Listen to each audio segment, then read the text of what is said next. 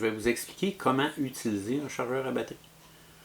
C'est quand même assez simple. Les réglages sont à peu près les mêmes pour tous les modèles.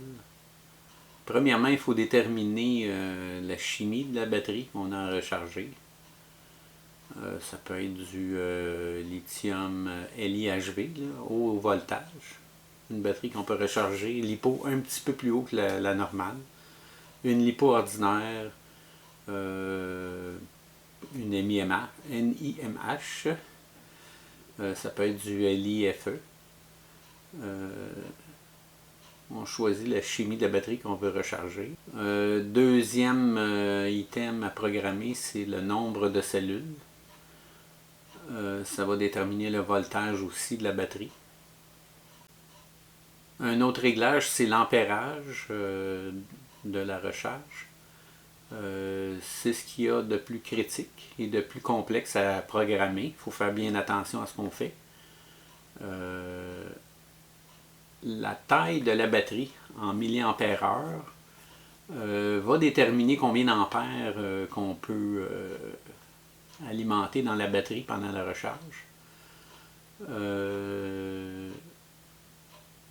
La capacité d'une batterie à prendre de l'ampérage va être déterminée aussi par les recommandations du manufacturier. Je vais prendre un exemple comme la Polska ici. Ils vont dire jusqu'à 5C, c'est-à-dire 5 fois la capacité en ampérage de la batterie qui peut être retournée dans la batterie en même temps. Je ne recommande pas d'aller aussi haut que ça. Des fois, les manufacturiers sont un petit peu optimistes dans leurs spécifications. Mais je ne serais pas nerveux dans celle-là d'envoyer 2C ou 3C sans problème pour la recharger. Si je prends celle-là, c'est Tatu. Il recommande un C. Un C, c'est la base.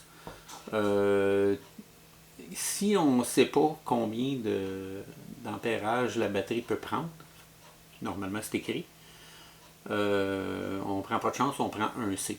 Un C, c'est la valeur en milliampères de la batterie elle-même. Comme celle-là, Tatu, il recommande un C, mais je sais que ces batteries-là sont très bien construites. On peut les charger facilement à 2C sans aucun problème. Alors, au moment où on veut recharger la batterie pour programmer les ampères, si on n'est pas sûr, on utilise un C par défaut. Un C, c'est ce qui est écrit vraiment sur la batterie comme telle. C'est affiché en milliampères-heure.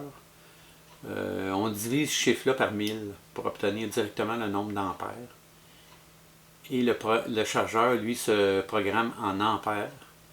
Alors, mettons, dans le cas de celle-là, 8000 mAh, on divise le chiffre par 1000, ça va donner 8 ampères. Alors, si on charge cette batterie-là à 8 ampères, c'est certain qu'il n'y aura aucun problème, ça va être très sécuritaire. Si le manufacturier recommande, on peut aller plus haut. On peut multiplier 8 ampères par 2, mettons, pour avoir 2C, alors c'est 16 ampères, et ainsi de suite. La dernière donnée pour la programmation du chargeur, c'est la capacité de storage de la batterie. Souvent, elle va être en pourcent ou en volts.